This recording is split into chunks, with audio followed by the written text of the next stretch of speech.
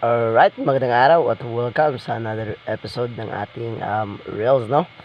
And for today's video, ituturo natin kung paano bumili ng Signal, Satellite, GSAT at GPNI load gamit ang ating GCash. Alright, here we go.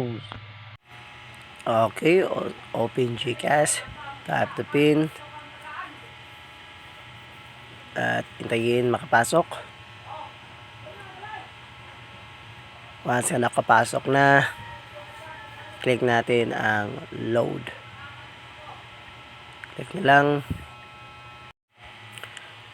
nila ang non-telco dahil non-telco tayo. And of course, ito yung number kung saan natin masisend to GCash ang ating pin na binibili. Okay, dito ay Signal, kung Signal ating bibilhin, then Satellite kung Satellite ang ating cable, at i-drag lang natin, click natin Pay TV for GSAT and GPNoy. Again, Signal for Signal cable, Satellite for Signal Satellite.